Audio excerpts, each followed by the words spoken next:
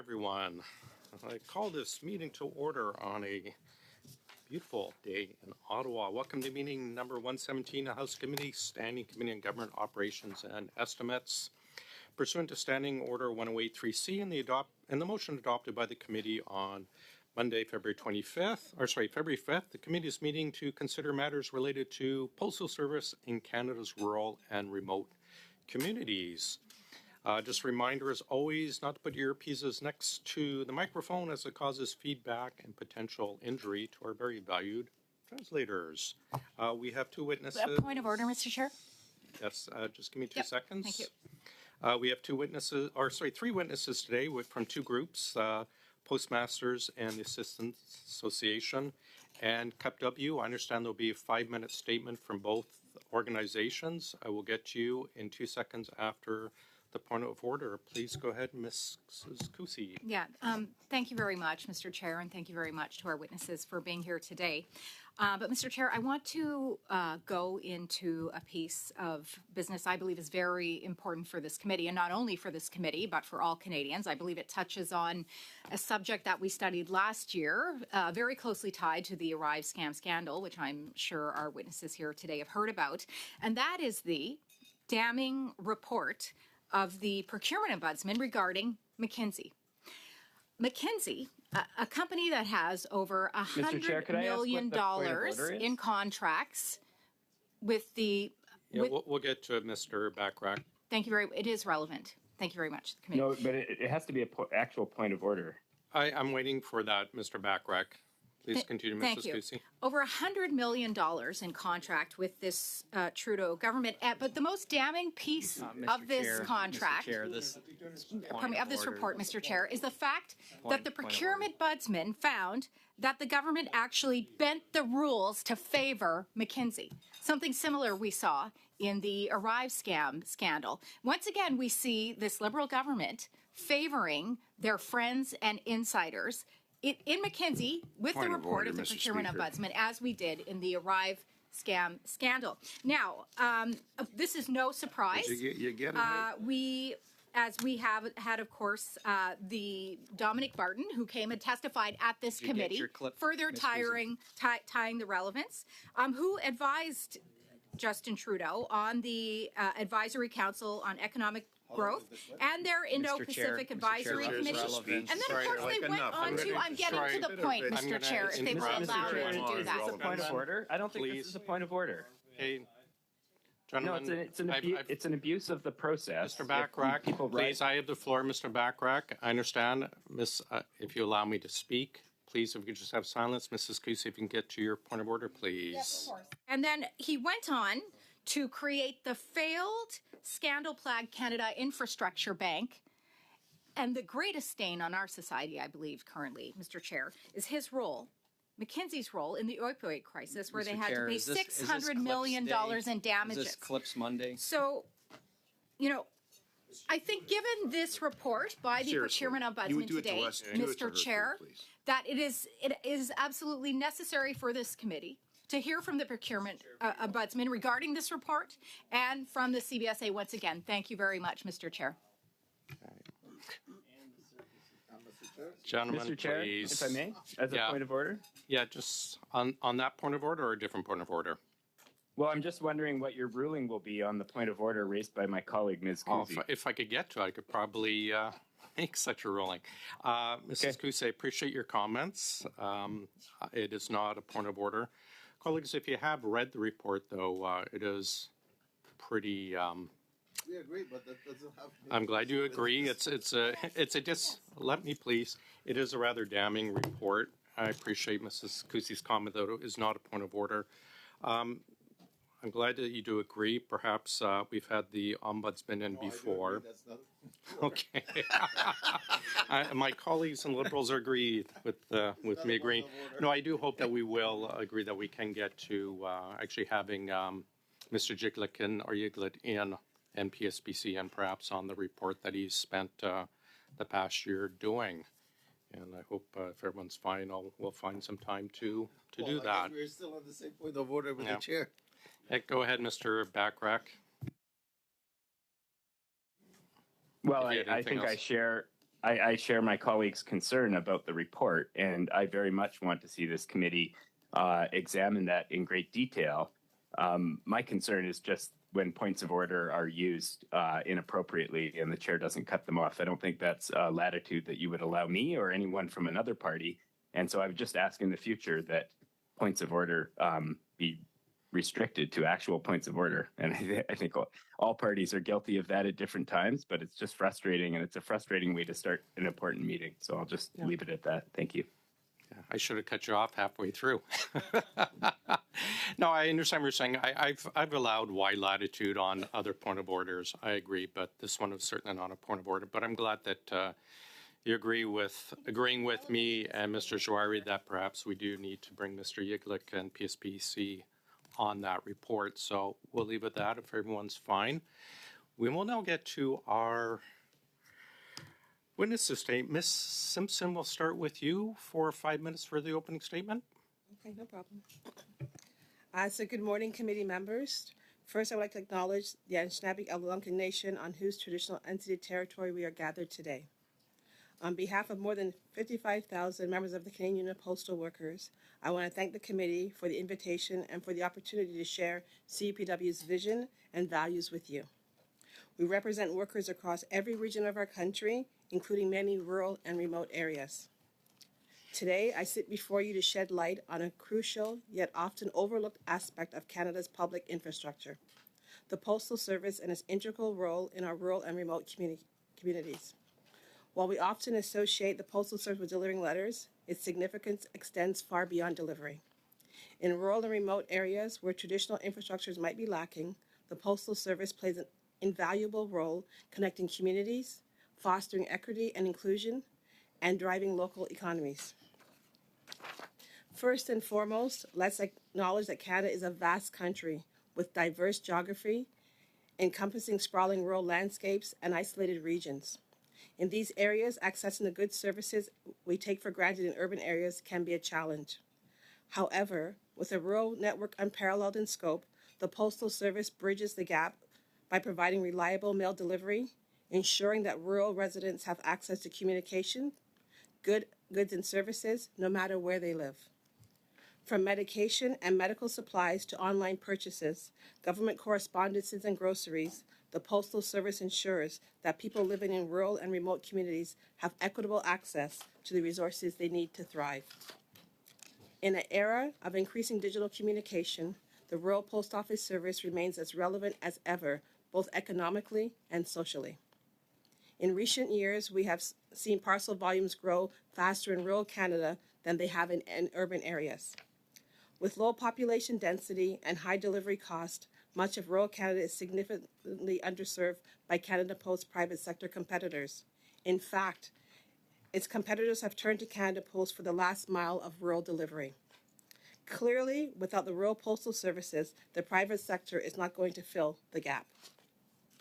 The loss of postal services in rural and remote community means the loss of key drivers of local economic development. The Postal Service employs more than 10,000 rural Canadians, providing them with the kind of good-paying unionized jobs that is now far too uncommon. Supporting the Rural Postal Service means good-paying jobs which supports postal workers, their families, communities, and local businesses. The Rural Post Office in a community is a community hub. It is not only a place where people pick up the mail, it is also a place where people gather to connect with their neighbors and hear about local news and events. The Rural Post Office is a place to share knowledge and build community. Across so much of this country, no one knows more about their community than postal workers. We live in an age of the internet, but in too much of rural and remote Canada, internet connection remains spotty, if at all exists. With its vast network of offices, the Rural Postal Service has the potential to play an even bigger role in connecting communities and helping people stay informed. Post offices could be used to enhance access to the internet where it is currently lacking. In many communities, the post office is the only face of the federal government. The post office reinforces a sense of belonging to a wider community, to a shared sense of what it means to be Canadian. When a post office closes, community lose perhaps their only physical link to their government.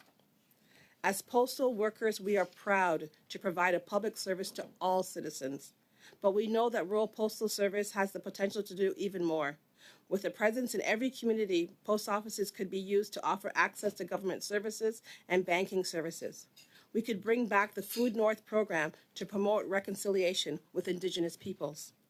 Based on the government's public opinion polling, we know that service expansion is a popular idea. For all those reasons and more, CUPW has for many years maintained that the moratorium protecting rural postal service closures needs to be strengthened. Hundreds of post offices have been closed since the 1994 moratorium. In conclusion, the Postal Service is not just a logistics operation, it's a cornerstone of community resilience and inclusivity. Its presence in Canada's rural and remote areas ensures that no one is left behind, regardless of where they live. As we navigate an ever-changing landscape, let us remember the unique role of the Postal Service in fostering connectivity, supporting economic development, and upholding the values of equity and inclusion in our society. Thank you very much. Thank you, Ms. Simpson. Mr. Jones, please, for 5 minutes. Good morning. I want to thank the committee for the opportunity to speak about a subject that is important to me individually, important to CPAA, which I'll call the association in my remarks, and important to all people living in rural Canada.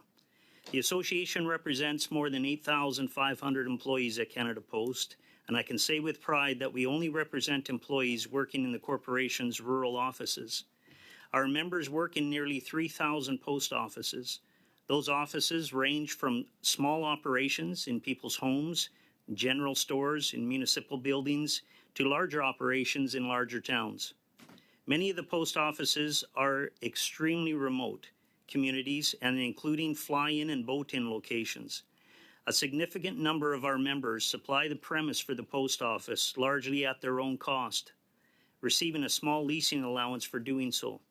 CPA was formed a little over 3 decades after Confederation in 1902. At that time, rural post offices were both the center and lifeblood of rural communities. The same is true today. Many Canadians living in urban locations can and often do take postal and other delivery services for granted. In rural Canada, the options for sending and receiving the necessities of life are much more limited. At no time was this more clear than during COVID pandemic. During those most challenging times, the ability to get food, get medication, and other essentials in thousands of communities was completely dependent on Canada Post rural offices. Workers went into CPA offices day after day, week after week, understanding that they were putting their health and perhaps their lives in serious jeopardy. They were doing so because they were considered by the government, by their employer, and by their communities to be performing an essential service.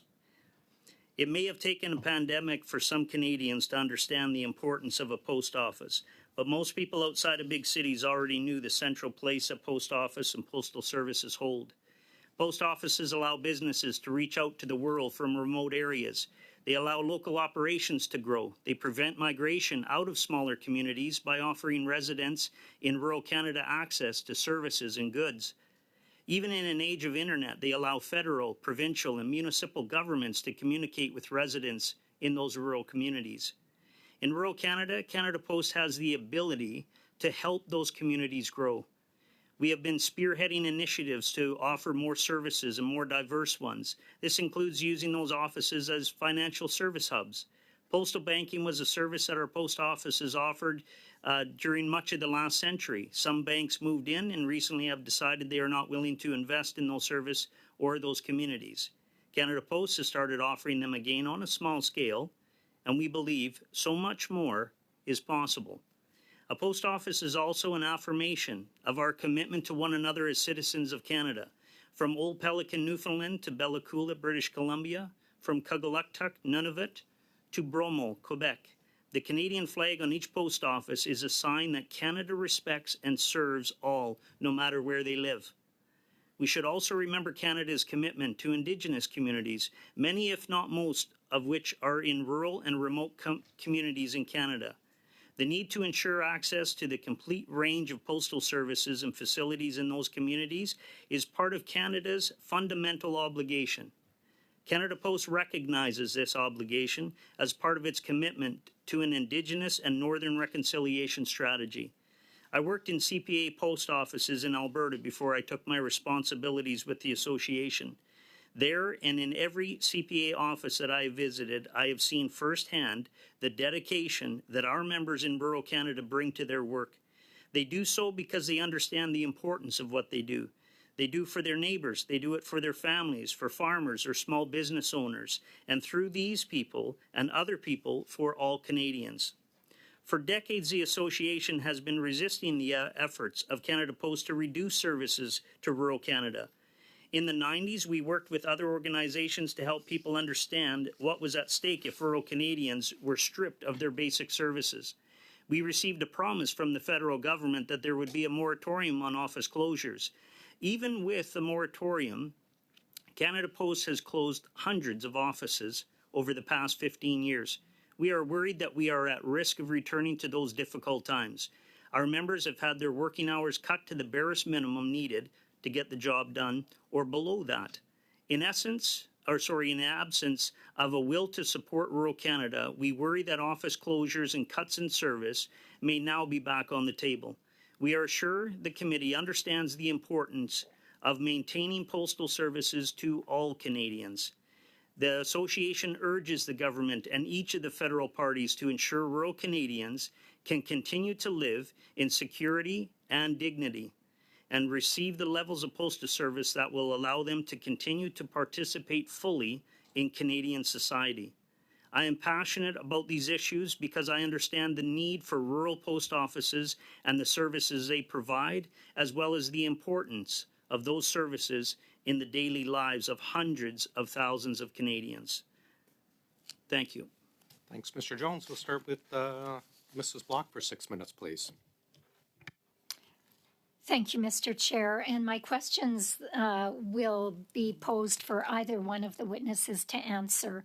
I represent a very large rural riding in the province of Saskatchewan with many small communities that, as you both have pointed out, appreciate the post offices within their communities. But in my riding, I have a community that has been forced to fundraise in order to have their post office and to provide the service level that they not only desire but need. Have you heard of any other communities or post offices that require fundraising in order to operate at the required level for a community? We've had some of our offices which are known as a group office, and primarily that's a single person office. In smaller communities, they have a leasing allowance stipend that they receive on a monthly basis over the course of a year. And a lot of times they find that that leasing allowance doesn't support the full cost of operating the post office. So communities have banded together once they realize that anything over and above, they do have an option with Canada Post to request to have that leasing allowance increased, but it's not always guaranteed. We've seen many turn down on areas that don't have other facilities they can operate in. So what they end up doing is they speak with the landlord, and sometimes municipalities have banded together to try to reduce costs for those post offices to remain. So that's an interesting issue that you raise, and I know my colleague Mr. Bachrach asked about the what Canada Post is willing to pay when it comes to leasing an office in a smaller community. Have any of your members who work at rural postal offices raised these concerns with you about the lack of funding for the role of the post office in their community and how this impacts their ability to support the community? And I would welcome Ms. Simpson or Ms. Tobin to also answer the question. Okay. So I can speak from a CPA perspective. We have we have a survey that we're conducting. We've had over 300 surveys that have gone out to group postmasters. To date, we don't have all the responses back, but it's appearing about 32,000 a month shortfall is what's coming back from these group postmasters, that they're paying out of pocket in order to maintain that post office. Again, this is something that we've had individual postmasters communicate through our national office to request, in accordance with their collective agreement, an increase to that amount, which we take to Canada Post and we present on their behalf when they, with all the expenses and revenue laid out. Like I said earlier, there's not a big uptake on it from the corporation in agreement to. Some are agreed to and some are denied. This is something that we're listening to the members and we're pushing when they are able to supply us with that information. So, Have the amounts that Canada Post is willing to pay to lease a space in a rural community increased over the last couple of decades? so I can speak to that, and I'll just give you an idea. So we've got an appendix in our collective agreement, and the leasing allowance for a Group 1 postmaster, the rates as of April 1st, 2023 to operate a post office yearly would be $13.57. That has come up since April 1st, 2019 from $12.29. So there's been a small adjust yearly over, but not substantial amount in order to offset that expense. There's more numbers just depending on the size of the group office. So what does that do to the morale of members of your unions when they know that rural post office workers are having to fundraise to support their jobs or aren't being heard when they're asking for these increases?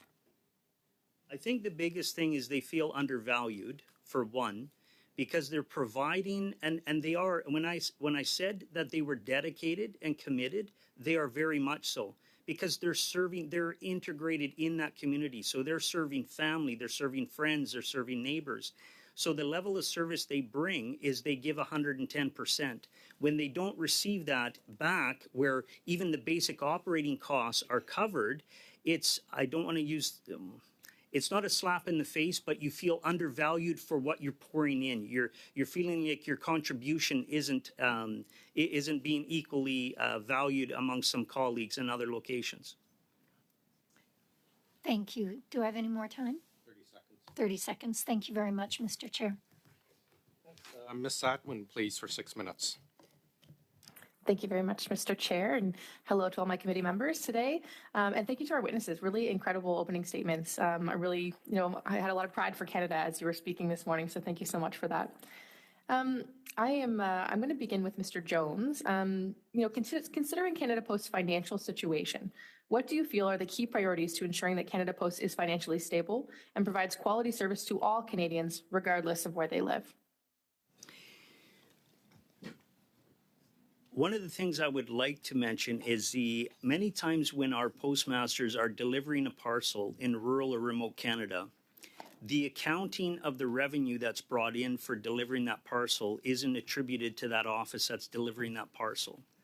It's accounted for at the urban center where they were able to induct that into the mail stream. So without the delivery on the receiving end, they would never have made the sale of that parcel or piece of mail that they're sending to that recipient. So one, I would like an overall or I would like Canada Post to recognize the importance of looking at the from end-to-end delivery when they're looking at what revenue is being brought in. Great, thank you. And Ms. Simpson, would you have anything to add to that? Thank you very much for your question. For us as well, we know expansion of services is really important at Canada Post. As Dwayne mentioned in his opening, Canada Post offered postal banking up until the late 1960s, and we know we can do that again.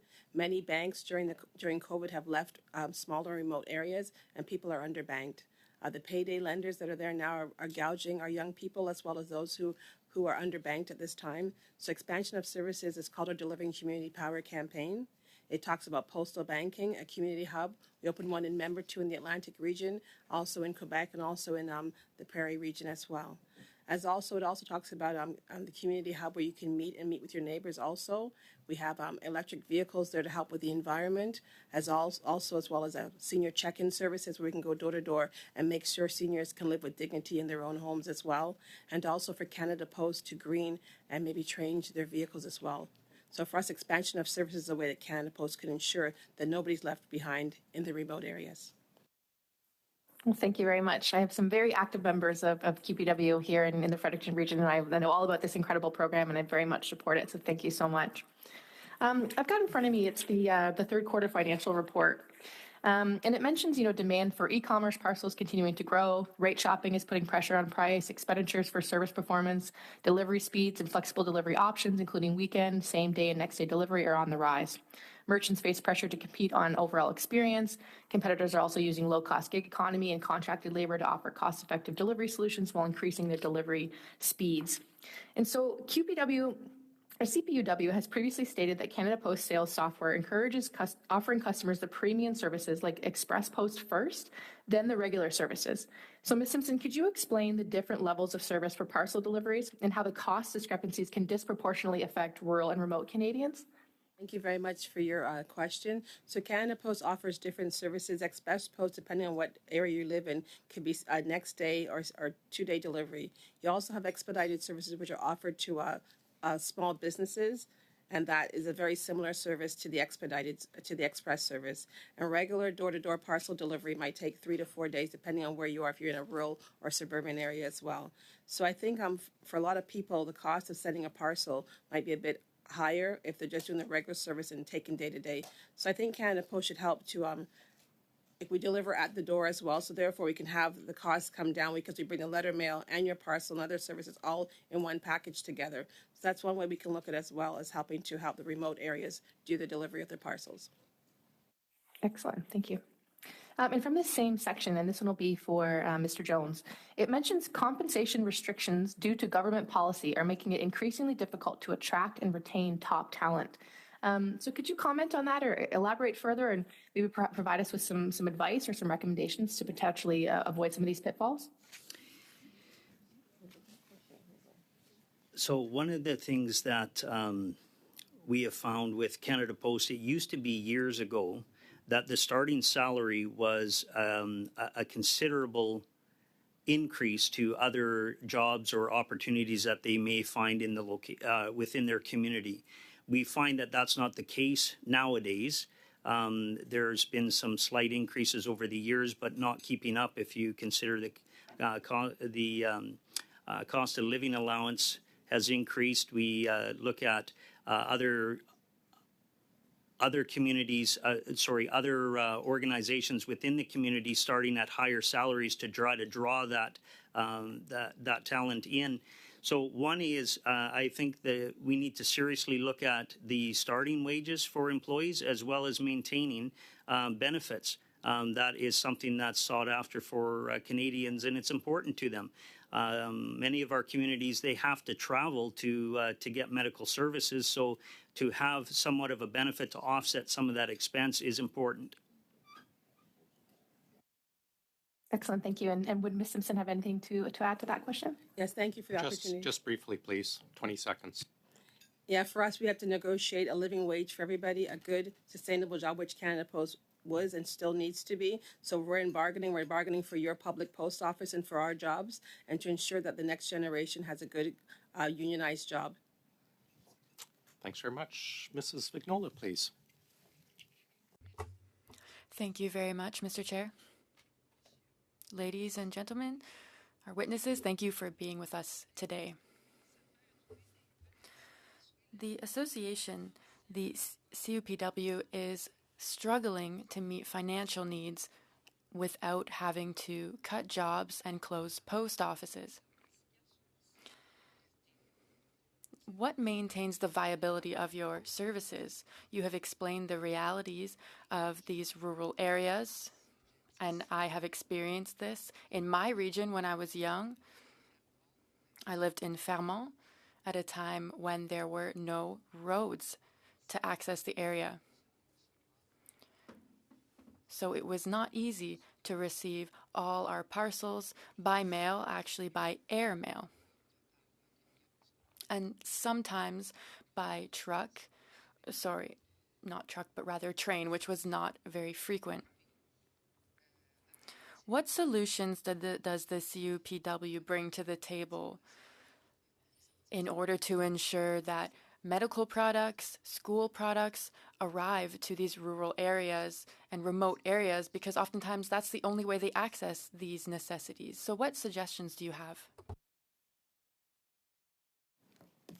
Merci pour votre question. Thank you for your question. I'll speak English. So for CUPW, we know that we're many times the only place in a community that actually comes to the door. So it's very important for us to maintain our last mile delivery. As I mentioned in my intervention earlier on, many of the private courier companies use us to deliver the last mile in the communities which you speak of. I know in the province of Quebec, there was a gentleman who actually used, I think, a boat as well as a helicopter to deliver the mail.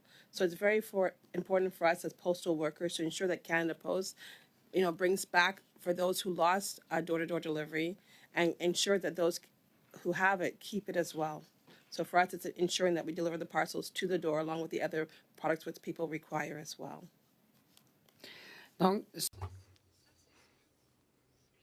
So that's what you would like to see. That's what citizens want to see as well. But what potential solutions exist to ensure that this service be made possible? Because right now, in certain areas, we're considering going back to what we had 100 years ago, that is dog sleds, to finish these deliveries and those final kilometers. So how can we ensure that these basic necessities, such as clothes and medical supplies, are making it to these areas on time, which is not necessarily the case right now? So what solutions do you have to suggest? Merci. So for us, we know postal workers are not paid by any tax dollars, but postal workers are taxpayers. And if you eliminate jobs, it's going to eliminate monies coming into the communities to help with the infrastructure, to build roads, and to help ensure that there's delivery to the front door of all the Canadian public. Also, the service charter mandates innovation, expansion of services to meet people's changing needs. So we are pushing Canada Post to do expansion of services to ensure that nobody's left behind. Merci. Thank you. We've heard it being spoken about a potential study or project that would use drones to actually deliver mail to these rural and remote areas. Is your union considering this solution, and what would this imply for the union in terms of employee training and engagement? Anytime that technology happens at any company, especially at CUPW with Canada Post, we have what's called consultation and tech chains. It's very important that postal workers are included in any decisions made to do that kind of different work to ensure that postal workers' health and safety is prioritized with the delivery of drones. But we also know that drones and automation do not pay money or pay taxes back into the community. So therefore, for us, it's important to keep good unionized jobs in place, but also have technology that ensures workers are not left behind and nobody's injured. Merci. Thank you. Very quickly, when a post office is closed, is your union consulted with beforehand? For us, we need to have meaningful consultations because a lot of time decisions are made and then we're advised. So for us, meaningful consultation is what is needed, and we can offer ideas to help expand services at those post offices to avoid the closures. Est-ce que vous avez... Do you have meetings with them? I'm not talking about what your needs are, but right now, when they announce that a post office is being closed, is your union automatically consulted with? We're not always consulted at the beginning of the process. Might be consulted at different parts of the process. But whenever they consult us at the beginning of the process, we're able to work together and to have a solution where postal services are not lost in remote areas. Une question. Another quick question, a yes or no question. Do you have the list of the 600 post offices that were closed since the moratorium was implemented? I could get back to you at my office and provide you with the list that we have. I don't know if we have an accurate list at this time, but we definitely would be able to provide that. Merci beaucoup. Thank you. Thank you very much. Mr. Bachrach, please go ahead, sir. Thank you, Mr. Chair, and thank you to both of our witnesses. This is an issue that is very much on the minds of people and communities in Northwest BC. I know Mr. Jones noted Bella Coola, which of course is in the beautiful riding that I represent and relies heavily on rural post office service. Right across the northwest of British Columbia, small post offices are a lifeline for people. I'm here today in the village of Dodging Guides on Haida Gwaii, another rural post office. I'm actually using their council chambers this morning for this meeting. So thinking about the service that both CUPW employees and rural postmasters provide and how we sustain those over time. And I was really quite shocked at our last meeting to learn that 600 post offices have closed across Canada since the 1994 moratorium was put in place. And perhaps I'll start my questioning with a question to Mr. Jones, if he can lay out the mechanism by which Canada Post allows post offices to close in the face of the moratorium. How is this allowed to take place? What are the steps that we see occur? Because I think there are some trends that we see across rural Canada when we see communities go from having a proper rural post office, a Canada Post post office, to a mailbox on the side of the road. Mr. Jones, could you talk a little bit about what we're seeing in terms of that erosion of service? So many times Canada Post will reach out through their community outreach program into the community, and when they're speaking with representatives in the community, they will talk about postal service, but fail to mention the maintaining the same level of service. And I'll give an example. Being able to go into a post office and receive all services and all products available through that local post office isn't the same as having to drive 70 kilometers to go pick up a parcel and perhaps stop at a local retail outlet to purchase stamps. It's not the same service. So when it comes to their community outreach, they'll speak about postal service, but fail to mention the maintaining the same level of service that they've received for years. With that comes a notification to the association, and it should be, if they've gotten to the point where it's a temporary closure, they would normally reach out and identify a temporary closure. We would, of course, like to have consultation, and as my friend and colleague has mentioned, a meaningful consultation is the key word there, because many times what we're bringing as supporting information into that meeting is falling on deaf ears. So it's important that they hear that in order to maintain that post office, there may be some times where they have to look at another suitable premise that can operate at a lower expense. And if that's the case, if it's a suitable premise, then you would have to relocate or look at readjusting with that leasing. Maybe perhaps it's increasing the leasing allowance that's identified under the Appendix I in our collective agreement. But usually what would happen is they would reach out to the community, and that's where we would want to make sure that the community receives full disclosure on all levels of service within a post office. And that's something that I would want to emphasize, because again, just talking about a postal service isn't talking about all levels of service. So we see communities go from having a Canada Post office to having a contracted out franchise situation with a local business. Do we ever see the opposite occur? Do we see services that have been contracted out brought back in-house, or is it largely a one-way street? So if I may, many times when the local franchise, when they decide to close, many times that's the nail in the coffin for the postal outlet in that community, sadly, and they've lost that federal presence within that community. So that's where, just because it's opened in a retail postal outlet doesn't mean they're going to maintain a post office in that community for years to come. It's contingent on that the owner operator of that local retail. Now, Canada Post often struggles, when they lose a postmaster in a rural community, either through, for instance, the death of a postmaster in those tragic situations or a fire, they seem to struggle to recruit new rural postmasters. What are the main reasons that Canada Post struggles to recruit new postmasters in small communities? It would be interesting to see the approach taken if we weren't running two parallels on trying to set up a system to deliver without that post office in the community. I would like to see the level of approach that the corporation would take if they were 100% wanting to see that post office remain in the community. I'm sorry, but the amount of effort that's put behind the steps that are taken are kind of a clear indicator in the beginning stages on where you want to go with that community. If it's maintaining a level, then start to reach out and look at all avenues that are available to the community. We've seen Mr. Joseph? Yeah. Oh, I was going to try to fit in one more question, but I hear the chair cutting me off. I was getting over ambitious there. Thank you very much for your answers. My apologies. Mr. Chair. Thanks for cutting him off for me, Mr. Backrack.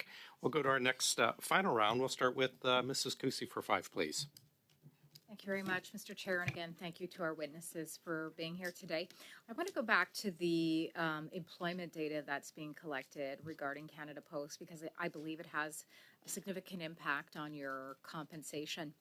In 2021, Canada Post changed how it reported employment figures by including full-time, part-time, temporary, casual, and turn employees rather than just full and part-time. Do you feel that this diminishes the accuracy of the data? If the question is directed to myself, Yeah, either of you. Okay, Yes, so as leaders in the postal community. From what we've experienced, anytime you're starting somebody out, and currently in our collective agreement, there's a what's being referred to as a 2-tier wage system. And so and our collective agreement is on the website, so it's public. To start somebody out at a reduced amount when it's literally, and I won't say pennies, but when it's just above minimum wage, it's really hard to attract and maintain a workforce, a viable workforce. So that's something that I think needs to be looked at, because we've seen where in remote areas, and I'll speak even up north, Iqaluit, for example, in Nunavut, is something where we've had to look at the idea of a starting salary and a livable wage. So, yeah, and also for us, for CUPW members, as Dwayne said, you have the temporary workers at a 2-tier wage was implemented by the Harper government, and we see many young workers left behind there because they're not guaranteed hours. So through this, we need to negotiate. Everybody gets a living wage, and we all know the economy has really fallen behind. We've all fallen behind. So then a lot of workers who are temporary workers then leave because they don't get enough hours to support themselves or their families. So there's a high turnover in temporary workers. So that's the problem we face. Like Dwayne said, the lower start wage, the unsecure number of hours that you're required. And these workers don't have the proper benefits and pension that they deserve, even though they're doing the exact same work side by side with a coworker who's a full-time or part-time employee. Thank you for that. I think speaking truth to power is something that we really focus here in this committee. Compensation costs for executives have increased from $10 million in 2015 to $15 million in 2022. Are you aware if this is because the salaries and bonuses of executives have increased, or is the number of executive positions increased? I can speak for my members, and they have not received that kind of Yes. increase. We're in negotiations right now. Okay. Canada Post has their compensation models for the executives, which we all know they all receive bonuses throughout the pandemic. So for me, I would ask you to speak to Canada Post about their compensation plan for their upper management. But for postal workers, we know that many are falling behind with the lower start wages that were implemented in previous years and continue to be implemented, and to get rid of the two-tier wage system and the number of hours required for a worker to become a full-time worker and receive the proper benefits which they deserve, same as their co-workers. And many of the workers who are left behind are young workers, racialized workers, women, and Indigenous workers as well, those who are part of equity-seeking groups. I think, this is to my point exactly, that it would be frustrating, I believe, in your positions to see executive compensation in a $5 million increase over 7 years when you're talking about new workers being given a wage which is barely above minimum. Do you feel executives are increasing their own compensation rather than focusing on the compensation of employees and the success of the company at large? Maybe that's a two-part question. Do you think that they are increasing their own compensation rather than focusing on the compensation of employees? Do you think when they are receiving these additional funds, $5 million, they are also giving consideration to the team of workers who serves Canadians across the country? Like I said, we're in bargaining right now. We hope the government allows us to bargain a good, fair collective agreement with where people have a living wage and able to have a defined benefit pension plan. We know, members of parliament all receive a good pension plan within a short period of time of being here. For postal workers, many have made it their career, and they deserve to retire in dignity. All Canadians deserve a living wage, and all Canadians deserve to retire in dignity as well. So hopefully at this round of bargaining, we're bargaining for the public post office and our work, that the wages will be brought up to a proper wage so that everybody could live with dignity. And that's my time, Mr. Chair. Thank you all. Thanks very much. Mr. Kuzmirchuk, please. Thank you, Mr. Chair. And we're talking about supporting rural communities. And today, Canadians from coast to coast to coast will be receiving the Canada Carbon Rebate. Some of that will be delivered directly into bank deposits and accounts, and some of that, of course, are post work. Sorry? Is this relevant to the topic? Thank you. And of course, we know that our carriers will be delivering some of those checks individually to Canadians as well. And so families in Ontario will be receiving the first of quarterly payments that will add up to about $1,120. And in Alberta, a family of four will receive $1,800. The first quarterly payments that will add up to $1,800. Now, it's unfortunate because right now the Conservatives in committee are holding up the rural top-up, which would add hundreds more additional dollars in the pockets of rural families across this country. And again, the Conservatives are holding up those rural top-ups of the Canada Carbon Rebate. 3 out of the 4 parties around this table believe in climate change. And I certainly know that the members of CUPW believe in climate change. And because they are at the front line of that battle against climate change, they see it on a day-to-day basis. Last year in 2023, 17 million hectares of forest was burned in Canada. And smoke, we felt the smoke, we saw it, we tasted it, we felt it. Point of order, even in Mr. Chair. Communities like mine in Windsor. Sorry, when a I'll thick stop blanket at that, of Mr. Kuzmirchuk. There's a point of order. I just wanted to make sure Mr. Kuzmirchuk came to the right room today. It seems like he thinks we're in a different committee, so I just want to clarify that we're in the Government Operations Committee in room 025. Okay. Thanks, Mr. Jim. West Block. I hope that's helpful to the committees. Please go ahead, Mr. Kuzmirchuk. So I know that obviously climate change and especially the forest fires and the thick smoke that we saw blanketing our communities, including my community in Windsor, we know it has an impact on letter carriers really across the country. And so I wanted to ask you, there were 150 mail delivery interruptions last year over a 6-month period due to wildfires and floods and climate change. I wanted to ask you, from your vantage point, what are the impacts of severe weather events on services to rural and remote communities and to our letter carriers as well, too? Good question. So I can't speak to letter carriers, but I can speak to some of the rural communities that were being relocated because of fires or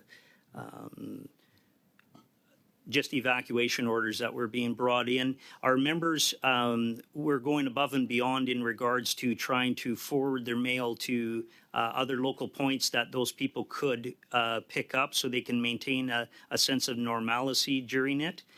We were disappointed to hear that the employees in some of those locations were being asked to use their own personal leave through a situation where they were being evacuated out of an area. So that we found very disheartening that they were being pressed upon to do that. So. Yes, and for us, many letter carriers who deliver the mail, we've seen in the wintertime with the thaws and freezing happening, many slip, trips, and falls and health and safety issues happening there. And Canada Post asking these workers to suppress these injuries and self-accommodate and not going through the proper channel, because we know if we get injured today, it could lead to a long-term injury later on if you do not report it. And therefore, these workers are being afraid to report their injuries, which they have. And delivering throughout the pandemic as well as through the smoke, we need to provide proper health and safety equipment for the workers. And if it's not safe to go out, Canada Post has the ability to have the workers not go out on those days to deliver the mail. You mentioned around the gas, too. Many rural and suburban mail carriers, the majority who are women, provide their own vehicles. And we want Canada Post, through our Delivering Community Power campaign, to provide electric vehicles or hybrid vehicles to help take away some of the carbon in the environment as well. So for us, Delivering Community Power is a campaign which allows Canada Post to do the transformation to a more electric fleet, as well as have electric charging stations to encourage customers to come to the retail postal counters, plug their vehicles in there, as well as do their shopping as well. Thank you very much. And I believe I only have 30 seconds left for a question. So just a quick one. In the analysis that we received, it says that overall on-time service performance for domestic letter mail delivery was 93%, which was an improvement over the previous year of about 2%. What can you attribute that excellent performance to? In 5 seconds. Postal workers love their jobs and they love the Canadian public. Perfect. Thanks, Ms. Simpson. Mrs. Vignola, please go ahead. Thank you very much, Mr. Chair. Ms. Simpson, Mr. Jones, Canada Post every 5 years needs to review its postal service protocol. This should have been done in 2023. Sorry, what was that? Thank you.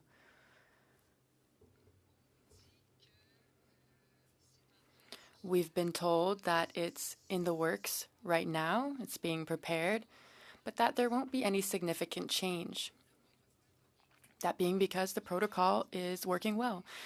Except when I look at the reality on the ground, I think it's hard to believe that the protocol is working as well as they say.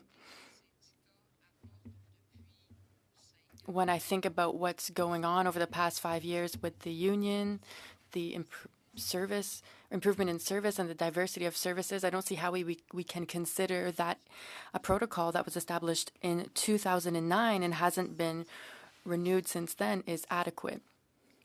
Are unions involved in the analysis of the Canadian Postal Service protocol? Or are you simply informed of what happened after it's already been done? So many times it takes the latter, where being informed. When you are meeting with the corporation and able to input in, the last is what I would draw from is the numbers out of the 2016 executive summary that was presented. And the services that are owned and operated as a public service, 88% of Canadians and 83% of businesses in rural communities believe that the mail is highly important and that Canada will always need a postal service. So we know the demand is there. It's a matter of trying to make it fit within those communities, and that's where, again, I'll speak from our behalf from CPA, because in rural, you don't have a lot of the additional providers that you have to contend with. So sometimes they're the only provider in that area. So making it fit within that community, if they're a bedroom community to an urban center where they have to travel out, possibly looking at the hours that the post office is operating, maybe operating on a Saturday where people can pick up their parcels would make it convenient for them, possibly opening late on a one day during the week or extending those hours. So there are solutions. It just we need all parties to be open to hear that. And are you involved in the charter? From what I've understood, you should be more involved in this charter from a legal standpoint? Sir, only if you have one. We would welcome all involvement, and early involvement is the key. Thanks very much. Mr. Bachrach, please go ahead, sir. Thank you, Mr. Chair. Mr. Jones, earlier you mentioned the stipend that is paid essentially to cover rent for these rural post offices, and you mentioned $13.57 per year. I can't imagine that's $13,057. I think what you were saying was that the average is $1,357. Could you clarify what that number meant?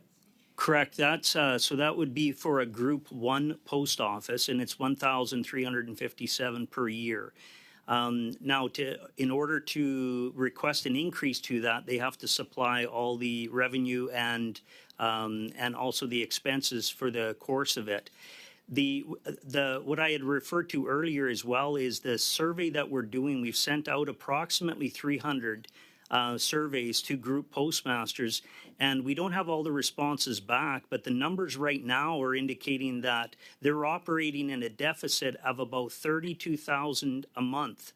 And this is from those surveys that we've sent out. So our members are paying out of pocket in order for the post office to be maintained. So that's something that we are pushing with Canada Post, because nobody should have to pay to go to work. Absolutely. It reminds me of school teachers having to buy school supplies for their students out of their own pocket. And I think everyone would agree that's something that's entirely unacceptable. Mr. Jones, one more question, and then I'm going to move a motion.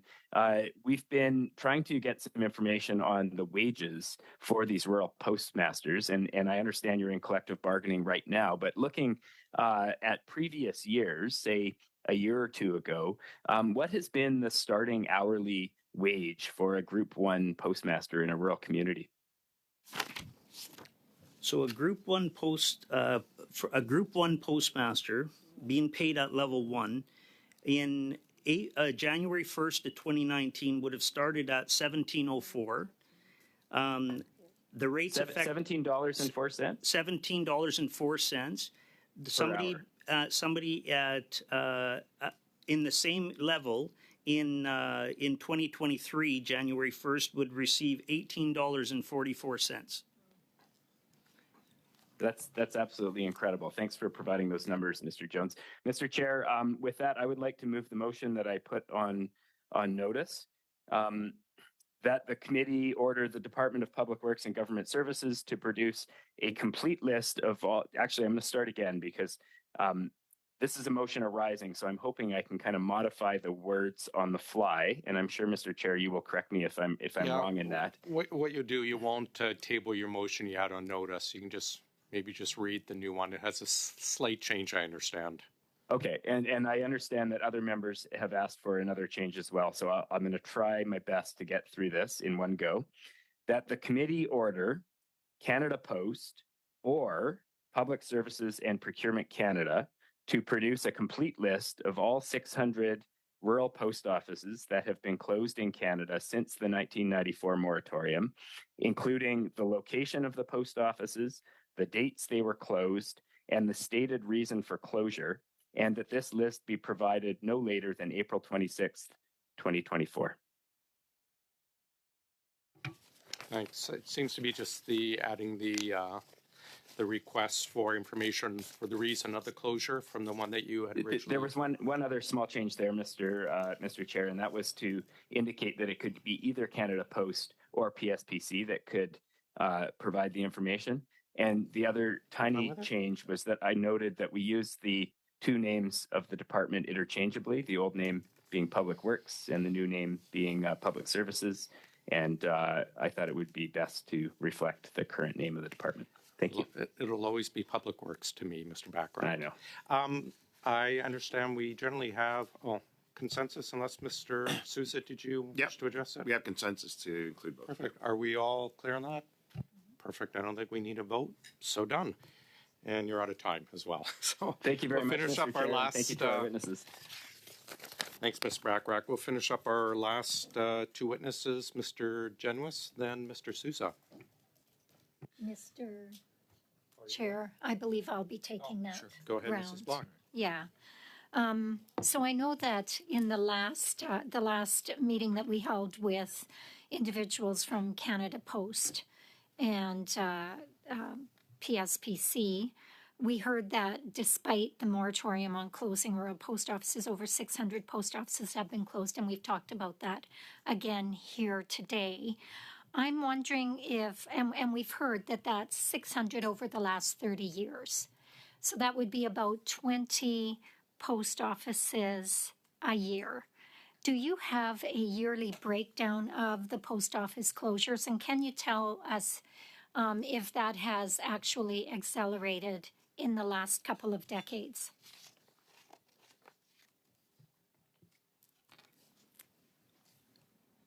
I would be interested to hear the fallout from that motion that was just put forward. So to see those numbers, because the numbers that I'm looking at, our records indicate that between 94 and 2007, there was 63 post offices closed. And between 2007 to 2023, we have 321 post offices noted. So I would be interested to hear that list of the 600 that was put forward in that earlier motion. So what I'm hearing from you is that you don't know where that number came from?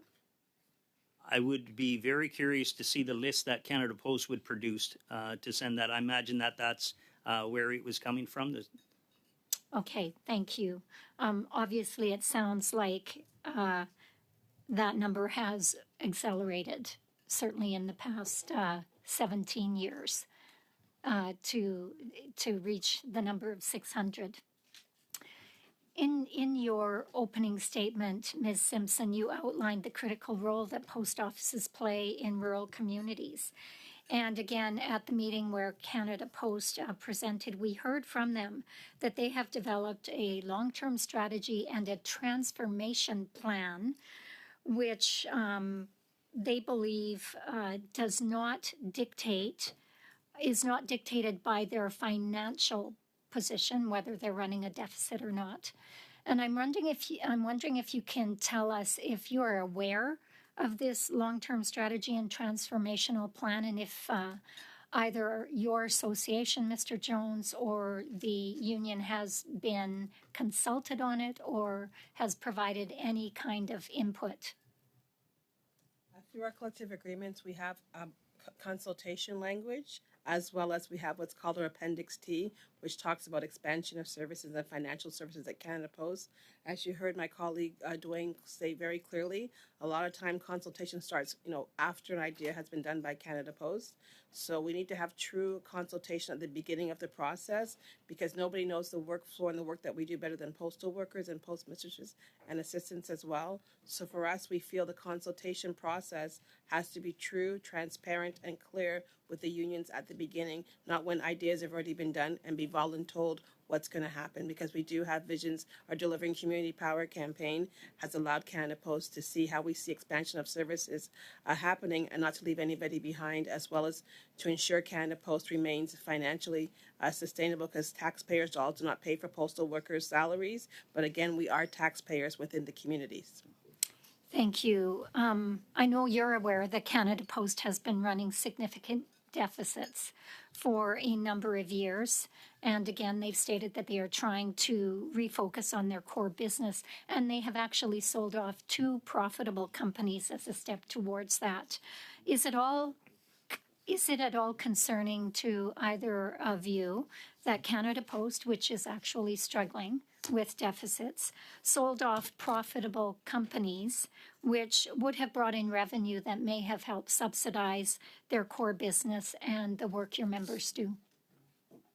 My members were not represented at those 2 companies. They're represented at Canada Post. For us, anytime that Canada Post makes a decision that is not seen to be financially the best is their decision. But we, again, as postal workers, want to expand services at Canada Post for the jobs which our members do. And that's why it's important for us to push and have the Delivering Community Power campaign. And your own polls of the government showed that the public wants an expansion of services at Canada Post, and even the public is also fully in support of expansion of services at Canada Post. Thank you very much. Mr. Sousa, please. Thank you, Mr. Chair. Thank you for appearing before us. And 2003, Canada Post agreed to recognize rural route contractors as employees represented by CUPW, known as rural and suburban mail carriers. And in 2005, CPAA signed a memorandum of agreement with CUPW that a bargaining unit made the rural and suburban mail carriers was appropriate. And CUPW agreed to respect the separate bargaining rights of CPAA. As you're well aware, there's no definition for rural in the rural moratorium. Can you please provide the respective definitions for rural and suburban mail carriers?